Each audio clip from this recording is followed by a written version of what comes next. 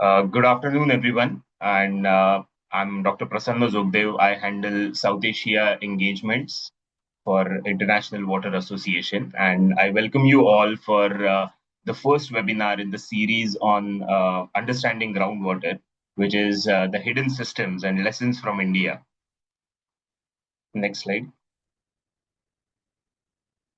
So some housekeeping rules before we begin. The webinar will be recorded and made available on demand. It will be recorded and uploaded on IWA Connect Plus and the IWA website. The speakers are responsible for securing the copyright permissions. The opinions, hypotheses, conclusions, and recommendations contained in the presentations and other material are sole responsibility of the speaker. Next. So you might see that there are two boxes. One is a chat box and one is a Q&A box. So please use the chat box for the general requests and interactive activities and use the Q&A box specifically for the questions. It makes us easier to direct the questions towards the speaker. And however, we might not have enough time to cover all the questions, but we will convey all the questions to the speakers and vice versa. So before we begin, let me introduce today's speaker, Dr. Himanshu Kulkarni, who is one of India's most respected hydrogeologists and a pioneering voice in groundwater management. Dr. Kulkarni is the founder, trustee, and scientist emeritus at Aquadam, which is Advanced Center for Water Resources Development and Management, based in Pune. He has played a transformative role in bringing scientific, community-based groundwater management into mainstream practice and policy. Over a career spanning more than 4 decades, he has worked at the intersection of groundwater science and community action and public policy, helping to shape the groundwater governance across India. He has served in key national roles, including contributing to India's national aquifer mapping program, drafting of the national water policy, while also mentoring students and professionals from institutes like IIT Bombay, Tata Institute of Social Sciences, Shiv Nadar University. In recognition of his outstanding contribution of water science and groundwater governance, Dr. Kulkarni was awarded with the prestigious International Water Prize last year or early this year, if I'm not wrong. And he is the first recipient from Indian subcontinent to receive this honor. So please join me in welcoming Dr. Himanshu Kulkarni. Sir, over to you.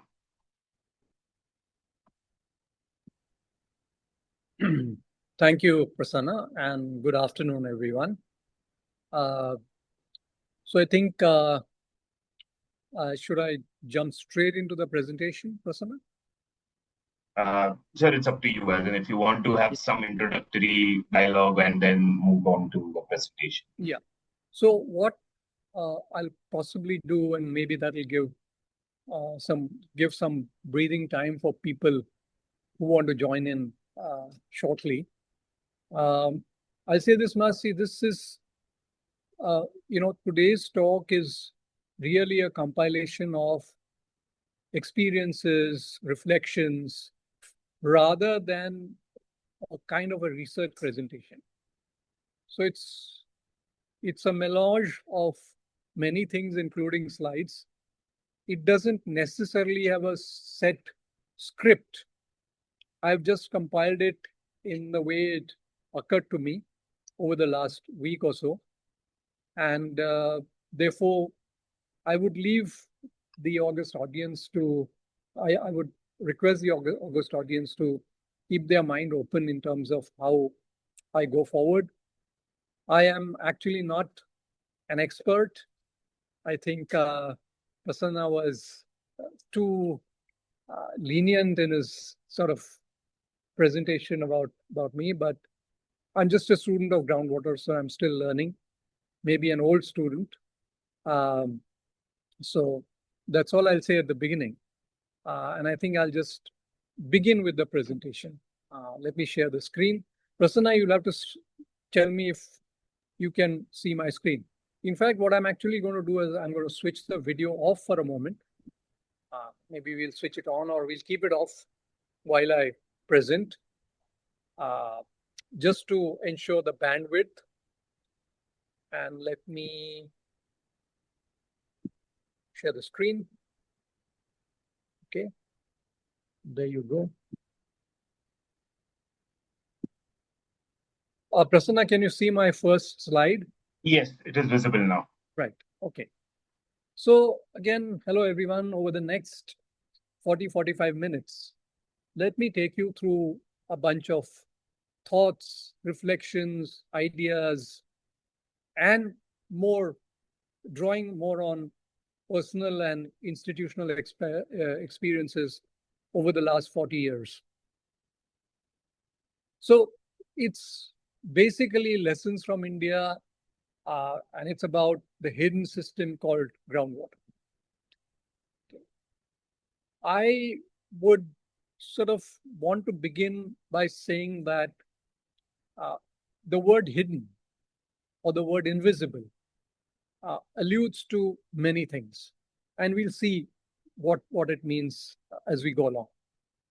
So most of the slides that we develop at Aquadam are under the Creative Commons license notices, and we, when we share our PDFs, we give permission to people to use this material because it's part of our outreach and building capacity, sensitivity, and awareness around the most important topic in the world, perhaps the topic of groundwater.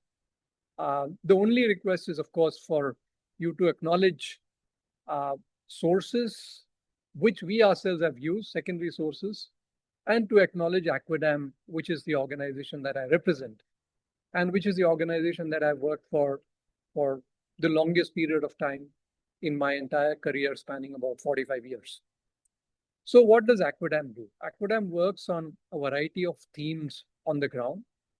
We work through partnerships, mainly in India, through what we call socio-hydrogeological, socio-hydroecological approaches. And we work in extremely diverse locations. We build capacity, we are into training, we are part of mainstream education systems on groundwater. We conduct action research or research for action, again in partnership with many, many organizations. And we have a fairly robust outreach program. We work on 15 odd different themes. I've not listed them out, but they fall into 5 broad categories. Vulnerability to water stress and climate effects, endangered water security at different scales, water quality and health, competition and conflict over water, ecosystem decline leading to water insecurity. These are the broad nature of sort of, how do I put it, syndromes that we try to address through the singular goal of bringing aquifers and communities as close as possible to each other. On the right-hand side, you actually see a map, and I'll explain that map as we go along. It's got different colors. These are the hydrogeological settings in which we have worked at Aquadam over the last 25, 26, 27 years now. And therefore, that's a quick introduction to Aquadam. A lot of this work is a consequence of that work that we did at Aquadam. And I actually want to begin with the history of groundwater. So the first part is really about the history of groundwater. And it's really about the socio or the hydrosocio aspects of human evolution, in which major elements of groundwater development are embedded. And you see relics of that entire history in a lot of places across the world, but mainly in India. For example, you see wells on forts in Maharashtra. You see very, very old springs that are still functioning, hundreds of years old springs that are still functioning. You see step wells. You see relics of how humans were actually extracting groundwater, say 10,000 years ago. You see that. You see the chadas or the rehet as mechanisms of human, both these pictures on your right, bottom right, are evidences of mechanisms of human and animal power to extract groundwater. Okay. And of course, you have still have relics, of course, relics that are becoming extinct, of what is called the Persian wheel, which was a major milestone in water resources development or water resources extraction um, for many, many years. So the sources of groundwater, the access and extraction mechanisms, springs, wells, human and animal power for extraction go back hundreds of thousands of years. In fact, there's a hydroanthropological context of groundwater. 2 to 2.5 million years before present was the beginning of what we call the early hominins, the closest of our ancestors to the Homo sapien race.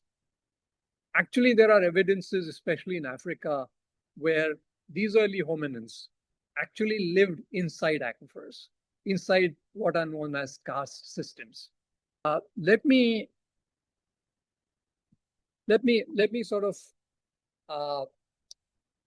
pick it up from where I left. So 2.5 million years before present, early hominins I talked about, but the last 10,000 years until the 19th century was when groundwater development, the development of energy sources, all that actually evolved. It's related to settling down of the human race into agriculture and civilizations, and the association with wells and the technology to draw water from wells. So if I were to summarize this period of the last 10,000 years coming into the 19th century, then groundwater sourcing was mainly around natural spring water, shallow dug wells, but it was around community sources, community access. Access and distribution was without fossil fuel-based energy. Human and animal traction was both used, sometimes only animal traction. The oldest wells in India, for example, are 4,000 years before present. And some of the mechanisms of extraction through animal and human energy goes back to about 2,000 years before present.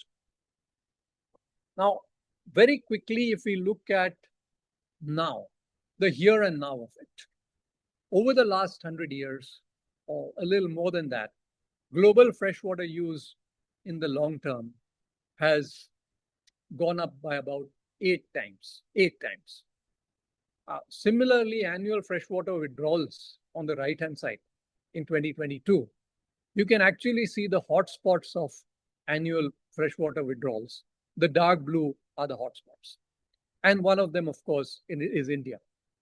So the trend and distribution of global freshwater use has completely undergone a phenomenal change in the last sort of 120 years. In fact, in a more recent paper, 2023, Bridget Scanlon and others have shown that half of the world's major regional aquifer systems show a depletion of various orders in the total storage calculated in millimeters per year. So there's a negative millimeters per year, year-on-year estimate that they have come up with. And one of the reasons for that, and I'll come to India now, that if I reflect on last 80, 90 years in India, the modern rush to groundwater sources, it almost sounds like the gold rush or the oil rush. So the groundwater rush was about drivers and effects. I'm not talking of impacts yet. More mouths to feed and quench thirst, the growing demand for food and water, the discovery of new resources, deeper and deeper groundwater was discovered. Deeper and deeper groundwater was also possible to extract. So excavation, drilling, and extraction. So these are the three main drivers that led to effects like the growth of irrigated crops, including groundwater irrigation, exploration for new sources under the name of what I refer to as groundwater resources development, leading to deep drilling for groundwater, drilling rigs and motorized pumps for easier sourcing and excavation. So these were the sort of drivers and effects of the modern rush to groundwater. Now, when I started my career about sort of 40 years back, I actually worked in one location on one aquifer in one village uh, for almost more than a decade. And it was only subsequently, sort of after 10 years, that I realized that this is actually representing the story of what's happening in different parts of India. And the story had very interesting elements. One of the elements, of course, was the nature of extraction mechanism. Before 1984, all the wells, and there were some 165 wells. So the black dots represent the number of wells which went up from about 165 in 1983 to about 350 in 1992. The second thing, like I said, I referred to earlier, that the mechanisms of extraction and the energy source for the mechanism of extraction went from animal power to diesel to electric centrifugal pumps to electric submersibles over a period of 9 years. And therefore, the average daily pumping minutes or the average daily extraction minutes were high, of course, because moats had lesser pumping rates per hour or per minute than, say, modern pumps. So diesel was lower, but the rate of extraction became higher. And you can see that, subsequently, both the number of average daily pumping minutes and the rate of extraction, as well as the number of dug wells, went up. Now, one of the drivers for this mechanism, there were many drivers, of course, but one of the drivers was the change in cropping pattern.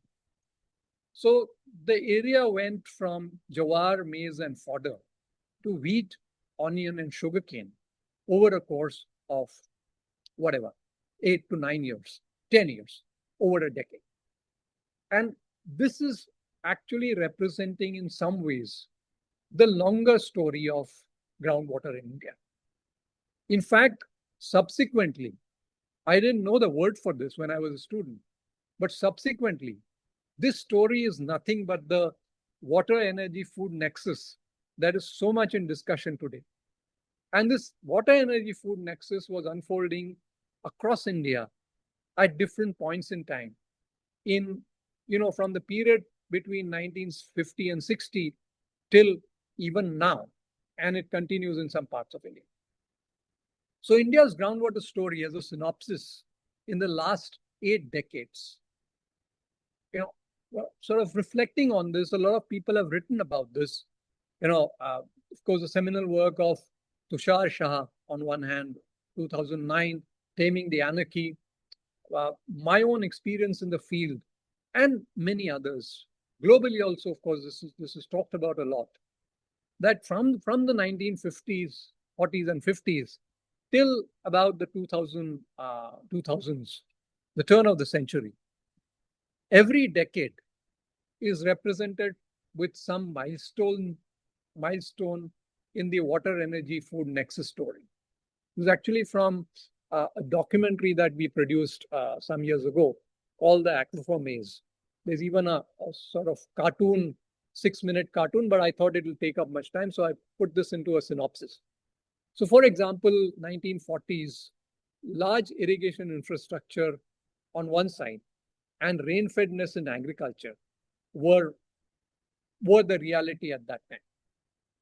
Early planning, of course, we took on the colonial sort of mindset of planning for dams and canals. But it was impossible to reach the coverage that we wanted. So there was the first large-scale individual farmer foray into individual wells, largely dug wells, shallow wells.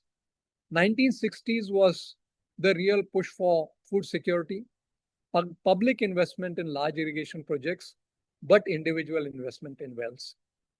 1970s was again a game changer. Droughts and water scarcities were one of the drivers for prompting technology transfer for drinking water security, where in large parts of peninsular India, drilling rigs and hand pumps came. Wells still had human and animal powered systems, but as this technology got adopted, the pumping and proliferation of groundwater sources and access took place. Rural electrification also happened. The submersible, of course, became the order of the day slowly and slowly. And 1990s was the period where early signs of groundwater exploitation and contamination were discovered at in multiple locations. But the 1980s was also a period where the push for conservation, the push for water conservation, the push for water harvesting started coming in a big way. Watershed development came in a big way. 2000s was really a period of competition, competitive access, deeper wells, deeper drilling, higher capacity pumps, intensive agriculture. Rather than food security, it's become income security for the farmers. The market started playing a big role in agriculture. And then alarm bells started going off in many areas in terms of groundwater extraction, over extraction. And then, of course, in the 2000s and 2010s, we came about to accept that we are in the midst of a large groundwater crisis. Again, the push for conservation harvesting continued. But in some ways, this was an arrival of the new phase of hydroschizophrenia, of a very different kind, of a kind where the push for conservation is so much so that we are forgetting that very often we tend to harvest more water than what we can put in the ground. I mean, this is not necessarily true everywhere, but that's one of the examples. So, in a nutshell, the 1940s to now, the 80-year story of groundwater in India is an invisible story of the transition between resource development to thinking about groundwater management and then getting down to what is called groundwater governance. And I will come to this at the end of my articulation. Okay, so this story was really a rapid transition from, say, the last 10,000 years minus the last 100 years. Sources, increased numbers and deeper wells, individualization of community sources through many types of wells, deep wells, boreholes, tube wells. So access became very individualized. It changed from community to individual access. Extraction from animal power, from human to animal power to fossil fuel power to now regenerative sort of power like solar, for example. But what is important is high-end pumps capable of extracting large volumes of water over short periods of time could now be used. Now, in some ways, this transition imbibes the whole sort of transition from groundwater as a common pool resource to possibly a private property resource. We can't say that groundwater is converted to private property, but there is a transition happening. And we are tending to forget that common pool resources was a concept that was in place for the last 10,000 years. And that is a concept that we are changing now in the last 100 years or so. But again, more of that as we go forward. Now, the obvious impacts of this story, which remain hidden, whether it's depletion of aquifers, drying up of water sources, especially shallow water sources, which tend to be abandoned and people tend to drill deeper, springs drying up, rivers drying up. Associated with this is the contamination of aquifers, where quality drops in wells and has impact on health. And of course, the larger impact on the ecosystem, one of those being the reduced base flows of streams and rivers. Now, the obvious impacts actually hide some of the more social, economic, and ecological impacts. So when an aquifer depletes or when an aquifer is progressively more and more contaminated, social inequity, marginalization of the already marginal, and competition and conflict develop. Natural resources degrade. But the problem in India, of course, the larger problem, the bigger problem, as compared to some of the larger countries in the world, is the fact that each of our groundwater problems is atomistic in nature, is extremely local in nature. It has local implications. And I'll again explain this in the next few slides. Okay. Now, if we look at the latest data from Central Groundwater Board, and if we actually look at recharge, annual replenishment of groundwater resources, you can see how variable the canvas is. From very poor, the light blue or the lighter shades, to the dark blue or darker shades. Groundwater assessment in terms of exploitation is significant now. I mean, just visually, I can say that almost 30%, 35% of the blocks or the talukas in India have come under some degree of exploitation or the other. And nitrate is emerging as one of the most widespread contaminants. Of course, fluoride and arsenic, of course, surely. But nitrate, again, has emerged as something that was invisible, but something that is suddenly upon us at a large scale. Okay. Now, we did some data analysis sort of during this entire journey, beginning with sort of 1990, I started collecting data for Maharashtra from different sources and my own data.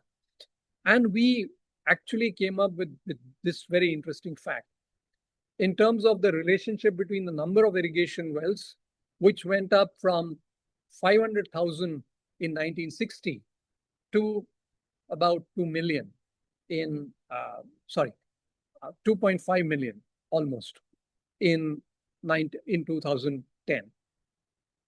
And on the other hand, the average daily abstraction per irrigation well went up because of the whole energy evolution and more and more access. But then over a period of time, it has significantly dropped even when sources of irrigation have tended to increase. And this is really the paradox of the invisible story. So more sources, less yield, and the resource got divided. A typical common pool nature problem. All right. Now, one of the hidden aspects in this story was I have not referred to the word aquifers yet.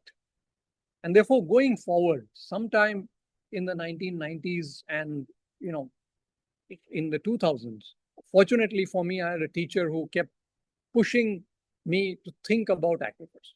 That if you're doing work on groundwater, you cannot begin anywhere else but on the fact that it comes from aquifers. So aquifers became the kind of the basis on which I started thinking.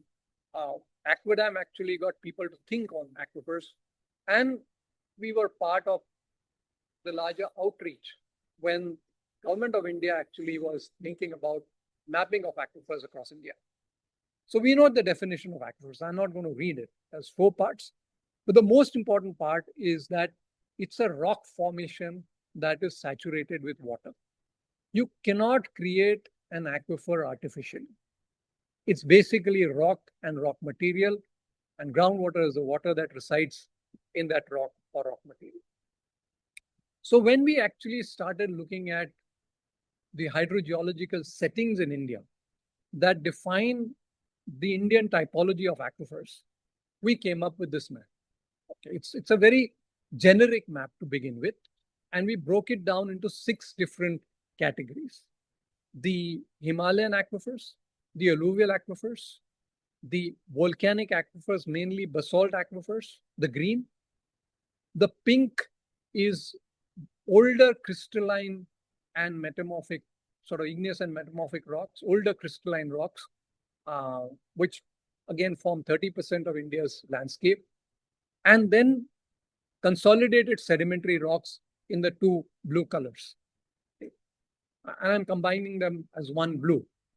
So what we were able to do with this was we were able to map urban habitations and rural habitations onto this so-called hydrogeological setting or aquifer typology of India, broad aquifer typology of India. And you can see the vast difference. So therefore, when you go to work on groundwater, or when you begin to address the question of aquifer depletion in, say, an alluvial aquifer versus, say, in a crystalline aquifer, you're actually dealing with two separate sets of problems, perhaps with two similar symptoms of what is happening. So your solution on reviving those aquifers, on restoring those aquifers, has to follow different paths, has to follow different timelines. And there are many arguments one could make about this, but this is one example of how we started looking at the aquifer typology of India. So this typology of aquifers is something very important because the earth that we see, whether it's an alluvial system, whether it's the Western Ghats with the volcanic rocks, whether it's sedimentary rocks of Kutch or parts of Jharkhand, whether it's the Himalayan system, or whether it's the crystalline aquifers of peninsular India or maybe Eastern India, you can't really gauge how the aquifers will behave by looking at the surface because it's invisible. And that is why the whole topic of aquifer behavior is a hidden topic, is invisible, and it needs to be explored. So when we go down to the local scale, we come up with a very interesting typology of aquifers. And I'm showing you this particularly with the left-hand side two aquifers and the central upper one. These are all from alluvial areas in different parts of India. So Haryana, Punjab, and the Sundarbans. And even visibly, they look different. Even if they are alluvial aquifers, the same suite of aquifer type, they behave differently. Their geometry is different. Their concentration is different. Their problems are different. This is crystalline. This is a sedimentary, hard sort of consolidated sedimentary aquifer system. And this is, of course, a layered system of basalt aquifers. So even at the micro scale, at the local scale, the typology of aquifers is extremely diverse. Similarly, at river basin scale, you see that just the colors will tell you how interesting the Ganga basin is. So the Ganga basin has all the 6 different aquifer types present in India. And what this actually tells you is the southern part of the Ganga basin is mostly consolidated aquifer formations. They are rocks. The central part is unconsolidated rocks, sand, silt, clay. Those are the aquifers. And the Himalayan aquifers, although different kinds of rocks, are all a melange of rocks. So they don't behave as say, for example, the pink in the southern part of the river basin as an aquifer and the pink in the Himalayas are going to be extremely different. So you have these 3 broad settings for the Ganga basin, and you have 3 broad settings for aquifers in the Ganga basin. Now compare this with the Godavari basin, the Krishna basin, and the Kaveri basin. These are all sort of rocky river basins. There's hardly any yellow in this. But look at the combination of the green and the pink. In fact, Kaveri is almost entirely pink. And the pink, again, will have its own variability. So this hydrogeological variability is present even in the larger river basins and in smaller watersheds. Now I'll come to what I meant by the atomistic nature of groundwater problem. We know that groundwater is used in India for drinking and domestic water needs, rural, urban both, rural livelihood security, mainly agrarian and related needs, industrial demand, urban demand. But one of the hidden elements is the ecosystem demand on groundwater. And the atomistic problems that you see in different parts of India are actually competition, depletion, competition, contamination, inequity, marginalization, simply the heterogeneity in access, leading to social and economic inequality, recharge and the variety of recharge systems, both natural and artificial, the relationship between recharge, groundwater stocks, and extraction, and the disturbances to all of these, the ignorance of groundwater in urbanization, the dying up of springs, especially related to mountain aquifers. So the drying up of mountain aquifers and the disturbed connection between aquifers and ecosystems. I've just put down about 8.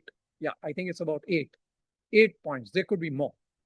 But these are the problems that are evident when you go to certain villages. Sometimes there's a combination of these problems. So I'll just quickly highlight through the next set of graphics what these problems are. So depletion, competition, water insecurity, they all go together.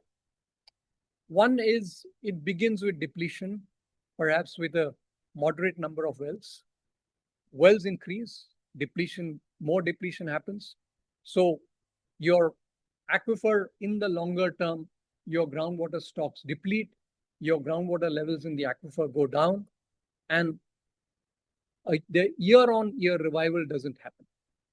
Now, this scarcity itself leads to more wells and the pursuit of more and more water. So depletion, competition, water insecurity go hand in hand. Aquifer depletion happens through competition, but the competition itself increases further in areas of aquifer depletion. Now, this is actually the graph of a well, one of the most productive wells that I was monitoring for 10 years or 11 years, way back in the 80s and 90s. And you can see how this year-on-year depletion of aquifer happened, despite the fact that in these 11 years, there were 7 years when rainfall was average or more than average. And there were only 4 years where rainfall was below average. In fact, there was only 1 year when there was a severe drought in this village. And yet, because the demand went up, this is what happened. In fact, one of the most interesting features of this graph is if you actually look at 1987, 88, 87 and 88 were the years after which there was absolutely no water post-monsoon flowing into the stream, the closest stream to this well. So the sort of connection between the aquifer feeding water to the stream channel, especially during the dry season, especially after it was recharged, went down. Till 85, 86, at least till the month of January or February, there would be some water in the stream. In fact, in the early years, the base flow in the stream would last till about April. But after 86, 87, 88, in fact, after 88, 89, there was hardly any base flow. There was virtually no base flow in the stream after Diwali, that's after October. So when an aquifer depletes, the storage declines, water availability is affected, the dissolved solid concentration increases, so you have implications on water quality, and the natural discharge of groundwater to streams and rivers depletes or dries up. So therefore, this very local, seemingly very local problem has enormous consequences in terms of social impacts, economic impacts, and ecological impacts. Take contamination in a village, another example. So this is again from some years back, 2008. when along with one of our partners, Bird K in Karnataka, we were called upon to conduct action research on the mobilization of fluoride in aquifers. So there were some villages in the same watershed where fluoride was mobilized. And, it had a relationship with the geology. So I won't dwell too much into that. It's more or less the same formation, but the aquifers are different. You can see that this is more of a slightly more regional aquifers. The aquifers here are local, but the aquifers here are local because the nature of the rock here and the nature of the rock here are different. So it's the same metamorphic suite of rocks, but there's a slight change in terms of the mineral content. And therefore, there was fluoride in these upper two villages and relatively less fluoride in the lower. Now, the local variability within the wider context of groundwater use also becomes important. And one of the elements that people talk to us about and which we compiled through one of our student interns was the fact that this contamination, and this is what people also narrated to us, how the contamination happened over a period of time. So there's a history to this contamination. So stage one was when the shallow aquifer, the unconfined aquifer, did not have fluoride. The sources in the shallow aquifer and the sources in the deeper aquifer were different. Stage two was when the shallow aquifer started depleting, over extraction happened. And stage three, people started putting what is called a putting a borehole at the bottom of their dried up wells. Now, the water from the confined aquifer below actually started rising up due to artesian pressure. It came and filled their wells. People were happy. They started using that water, knowing little that they are now connected, these two aquifers. And the connection itself actually brought up a lot of fluoride. In fact, some of these wells, when they were dry, were also used to put water from individual boreholes as storage into these wells, which seeped slowly into the shallow aquifer spaces, and it actually contaminated the shallow aquifer too. So this is just captured from a narrative. We did our testing ourselves, but it's a very interesting history. So the history of an area also has some bearing in terms of the problem analysis, especially at the local scale. Now, just a few more examples. Quickly, I'll roll through these. So when we look at even a single area with, say, several villages, I mean, let's say the distance from the top to here, it's a small river basin, could hardly be about 10 or 11 kilometers. And there are about 3 or 4 sets of villages. This is from Madhya Pradesh. And, the circles I've drawn are actually different aquifers that people tap, different kinds of aquifers, different depths of aquifers. So in some cases, there are only shallow wells. In other cases, it's a mix of wells and deep tube wells. In the third, again, it's shallow wells. But in the third and the first, the aquifers are not connected. So the variability in groundwater accumulation and movement and aquifers and their access across aquifers also leads to a social inequity in terms of the amount of water that farmers in each of these villages will be able to obtain, the impact of their use in the long term, and groundwater quality. So relatively small aquifers also provide water for life and livelihood. This is another big sort of lesson that we learned in India, that aquifers are not just alluvial systems. I mean, and this is part of how farmers have actually converted reasonable quantities of water, very limited quantities of water in their wells, and brought them to effective use. Of course, the whole process led to over extraction. But, the story has both positive and negative connotations. So inequity is also something that comes up. Inequity comes up time and again. So one village, 2 sets of geological formations, a vast sort of deposit of river alluvium, sand mostly, high porosity, high permeability, and a fractured basalt. Both are being tapped. Basalt aquifers, water quality not a major issue. In fact, very good water quality, but wells with poor yields and only seasonal. Aquifers, the alluvial aquifer and the wells there, very high yields, but high salinity, and they grow sugarcane.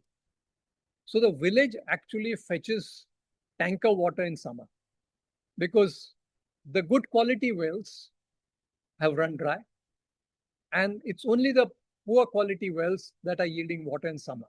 So where do they go for drinking water? And therefore it becomes almost like a problem of two classes of farms.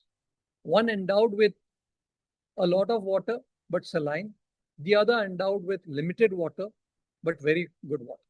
And unless these two sets of people come together and get into some kind of participatory, cooperative usage of water, change their demands, bring in recharge in a systematic way, they won't be able to address the issue of not just availability and access, but also the issue of equity. So quantity versus quality competition is another example that one can talk about. And this can sometimes lead to conflict. So equitable management of groundwater is challenging, but becomes necessary in such a case. The other, of course, issue, like I said, I referred to earlier, so I'll just quickly skip this, is the scale and extent of different aquifers. So multiple villages or multiple habitations tapping one single aquifer system and a single village, one aquifer. These are the two ends of the scale and diversity of problems. Now, we have to remember that equity is not just social equity. Aquifer heterogeneity in India is present across the entire typology of aquifers. This is an example from a basalt aquifer, where, wells in this area at the end of the Rabi season or at the beginning of the summer show different groundwater levels. They also have different yields because of the storage and transmission capacities of the same aquifer vary in different locations. Some wells can sustain pumping in summer while others cannot. And eventually, it all depends on where your well is located. Where's your land and what is the nature of the aquifer below your land. And that creates this iniquitous, so heterogeneity actually creates inequity of the first level. We build another level of inequity when, the endowed farmers are able to extract more by investing more and therefore get a better output. So to test this, of course, there are different mechanisms. We do pump tests, we look at drawdowns and recovery, and we actually find that even in terms of, if you put if you categorize wells in an area and put the same pumping system on these wells and pump them for 8 hours, they show you different drawdowns. And when you stop pumping, it takes different time. I mean, some wells recover in 4 hours, while others take 24 hours. So those that recover in 4 hours can actually get to another cycle of pumping, maybe another 2 or 3 cycles of pumping in the same day before, say, the blue wells actually can start pumping more efficiently or effectively after 1 day. So these are the issues. We do a lot of work on springs and spring revival. But again, the concept of spring shed management on the one side is where it combines the landscape or the topography, the watersheds that drain the landscape, and the aquifer system that is disposed beneath that landscape. And very often, the aquifer system actually connects watersheds and sometimes even habitations. And it becomes a typical problem that if you have to revive the spring in village 1, you probably have to get village 2 to cooperate because that's where the recharge area for the aquifer that feeds the spring in village 1 is lying. So unless these two sets of people come together, again, that cooperation will require hydrological, social, economic, ecological disciplines to come together, to actually come together and collaborate. The urban groundwater story, of course, is a greater hidden story. It's what is called the zero-sum game. So Prasanna, can I take another 5 minutes? Yes, sure. Yeah, okay.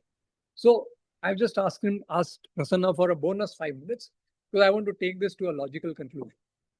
So, basically, the urban groundwater story is about reduction in surfaces that induce natural infiltration of rainwater. We build on the natural recharge areas of cities. And on the other hand, there's a lot of leaking water through mains and sewers, especially in old cities, that add unwanted recharge to the groundwater system. So very often, over extraction of groundwater in urban India doesn't show up as falling water levels because it becomes a kind of a zero-sum game. And that's why it's hidden under this zero-sum game.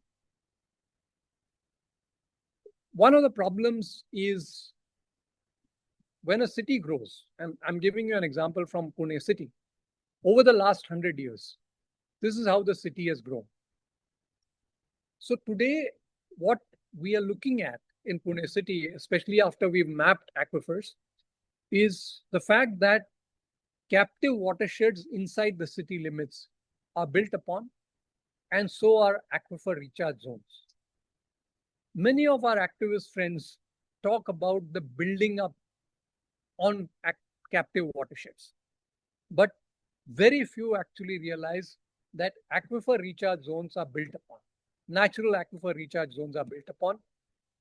There's only 10 to 15% of open spaces left unbuilt upon natural recharge zones of shallow aquifers in the city of Pune. And you can imagine that it could actually represent what's happening in many, many parts of India and many other parts of the world as a consequence of urbanization. The other effect of urbanization is in the rural, we extract only groundwater. In the urban, we also extract aquifers, especially the shallow aquifers, when we build infrastructure. Because infrastructure requires subsurface excavation. Seldom do we realize that part of the aquifer is now removed. And therefore, your net storage groundwater capacity goes down significantly. In Pune, for example, at a very conservative estimate, 1 million cubic meters have gone permanently due to subsurface excavation, especially deep excavation, say 50 feet, 60 feet, when we built 3-story, 4-story parking lots. Okay. So a little technical. When we look at all these systems, we find that the transmission and storage capacities of aquifers, only in the volcanic system I'm talking about, is so variable that the transmission capacities vary over at least 3 orders of magnitude. And the storage capacity varies over, again, 3 orders of magnitude. And this is important to remember in our entire story. Okay, I'll quickly roll through. Quality is also something that we do. So, boreholes placed within a distance of 10 meters of each other, but tapping the shallow aquifer and deep aquifers show different cycles of recharge.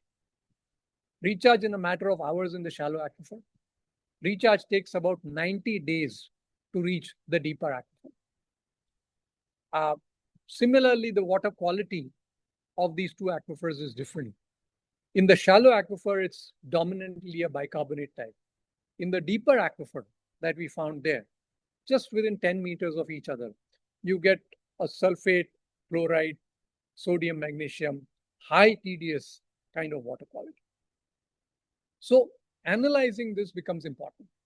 We have also, and I'll sort of quickly narrate this, we have also realized the relationship between aquifers and natural disasters. And understanding the hydraulic loading of soils, the topography, along with the regolith aquifers, can actually go towards a better preparedness, a better early warning system of landslides and many such disasters. So, to end with, I want to come back to the idea of common pool resources.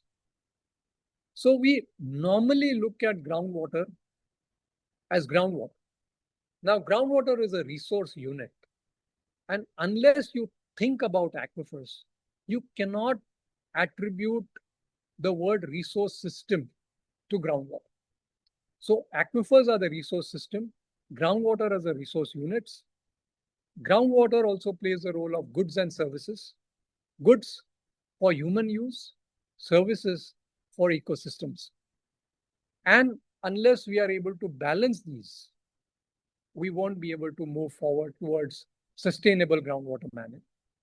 In fact, balancing goods and services is actually an integral part of what should become an of what groundwater governance is. So ecosystems and that whole connection between aquifers and ecosystems is also something that is important. So to end, we have been able to address many of these problems through a combination of science, participation, and community action. And therefore, the last few years in India, despite the fact that I'd looked upon this as a crisis, has seen some level of significant positive shift, both in policy and practice, that we are slowly but surely moving from a dominance of groundwater resources development to a combination of participatory groundwater management and groundwater governance. There are many programs that have emerged which are trying to integrate. I would not admit the fact that all is hunky-dory about these programs, all is gung-ho about these programs. But there is an element of groundwater management and governance in many of our national programs. So like I said, groundwater governance should become a combination of knowledge, praxis, and policy. And in order to achieve that, it's important to remember that there are P's all over: principles, people, processes, practices, and especially with Aquadam, we work on this entire process through participatory groundwater management, participatory spring water management, urban aquifer management and governance, and all of these are integrated with the scientific and systematic concepts of managed aquifer recharge. Policies should also integrate the first 4 Ps, and this can only happen if we get into healthy partnerships. It can happen when we actually have a plurality of getting to a common goal of sustainable groundwater governance, but through different trajectories. So reviving springs has the same set of principles, people, processes, practices, policies, but the approach, the trajectory is slightly different from working on the revival of wells in overexploited flatter regions of the country. I will end with that note that participation and cooperation involving communities is the way to go forward. It cannot happen alone. We need policies and programs to do that. And only then will we be able to see some change, significant change in terms of addressing the crisis that I talked about when we began. Thank you so much for listening, and I'll stop sharing and I will come back to Prasanna for his moderation. Yes. Thank you so much, Himanshu sir, for that comprehensive presentation. And I think it was like a crash course on groundwater for most of us. And There are a few questions in the Q&A box, so I'm not sure if we'll be able to take all of them. But the one thing that one quick question that I see here is in terms of groundwater recharge, uplands or upstream reforestation, is it the best practice that can be followed? Yeah. So I had actually cut out a slide from an earlier version of the presentation. So like I said, I have kept it a broad canvas and generic. And I think we need a lot more in terms of assessing impact, not just through forestry, vegetation, but also through managed aquifer recharge and long-term impacts. We need a simple and systematic process of monitoring these elements because forestation, reforestation needs a longer period of time to really gauge an impact. Similarly, the positive impacts from efforts at conserving water on the surface, whether through engineering measures or vegetative measures, can often be offset by a rise in extraction. And you can actually put in the rise in extraction as a positive impact of increased recharge.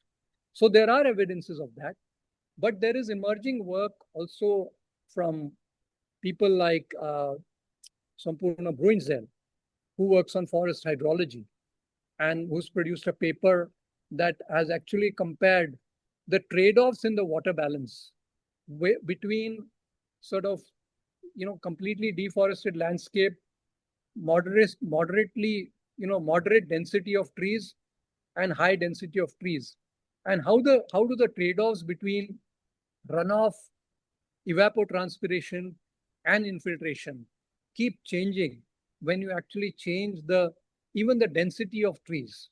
Now, adding to that is the diversity of that density. So it's a double whammy when you bring in diversity, and the situation gets more complex. We have very little evidence at a practical level in terms of that impact, because impacts are often gauged only in the shorter term, and we don't have impacts. Sometimes it takes a longer term time to gauge impacts. I think on the whole, I'll only say that, yes, revegetation is important. It has many positive consequences. One of them is improved infiltration, but it has to be carefully curated, and we need more of technical research to really get down to what we are trying to say there. Thank you. There is one more question. The groundwater supports a lot of ecosystems like wetlands, springs, riparian vegetation. And do we have any examples of these systems which are actually formally recognized by the governance and how they have interacted with it or addressed them? I can't answer the second part, but our effort is also to sort of look at governance systems. And one positive example that I can give, and it's coming from many cities, urban India. We had the shallow aquifer management program, where many organizations were involved. So one example I can cite from that is in Pune, together with the municipal corporation in Pune, we were able to establish what is called a groundwater cell. And the groundwater cell has ecosystem walas. A groundwater cell has, people from the building and construction, the what do you call that? The regulatory framework of urban buildings. So there are many members, and we debate a lot.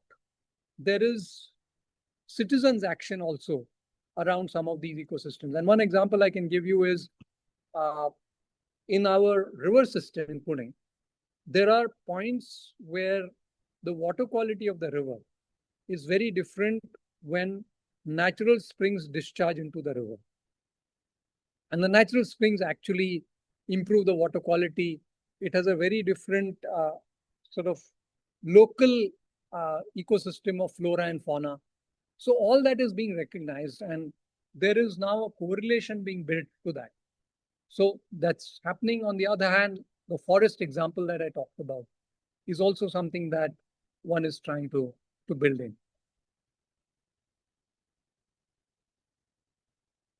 One of the question is also about groundwater quality, as in it varies based on the contamination and based on the hydrogeology, based on the social aspects of it as well. So, what is the best way of monitoring the groundwater quality and looking at how it can be improved? So we actually have an interesting protocol as a practicing organization. It all depends on the budget available. Ideally, you should sort of do many samples, many locations, lab tests, many parameters. But often one is constrained by resources, both human resources as well as money. So we actually combine three sets of measurements. One is in situ measurements of a limited number of parameters, but on all the sources in an area.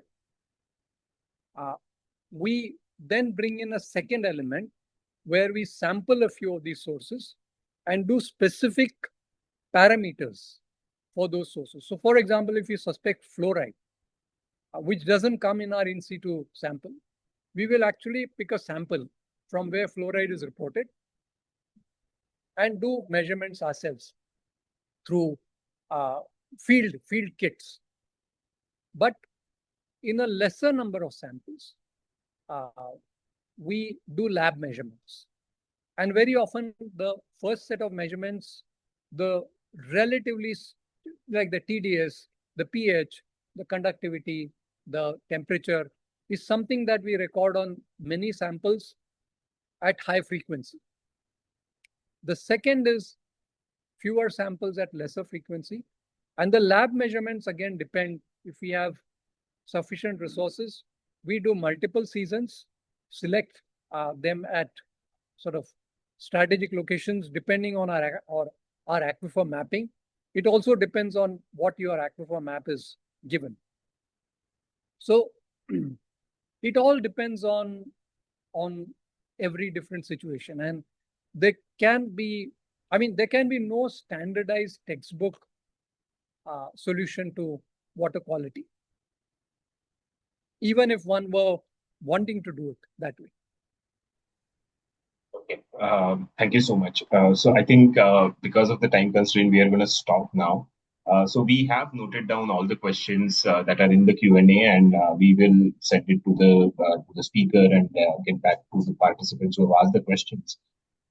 Before I come to the end of today's webinar, on your screen, there are some upcoming webinars by IWA, which is one is on the sector reform in the real world, where we talk about leadership lessons from water sector transformations. The second webinar, the next one, is about sustainability from strategy to practice, which is mostly discussed these days, as in how to actually put things into practice. Next. And last but not the least, we have an upcoming World Water Congress in October in Glasgow. So any of the attendees who are interested in being part of this are welcome to join. And the last one is the Digital Water Summit, which is going to happen in Istanbul, Turkey. So this is a B2B summit where there is more scope of talking about digitalization, AI in water sector. Next. And for participants who are not members of IWA, here is the scanner. If you want to become a member of IWA, you can get the 20% discount off. And I think with that slide, we come to the end of today's webinar. Thank you so much. Thank you so much, Himanshu sir, for the guidance. And thank you so much to all the participants for taking the time out on a Tuesday afternoon. And looking forward to meet all of you again in the next webinar. Thank you so Thank you, much. Prasanna. Thank you, Prasanna. I've just typed something in the chat box that I'll actually Sure. take questions from you and answer. Sure. Yeah. Thanks. Yes.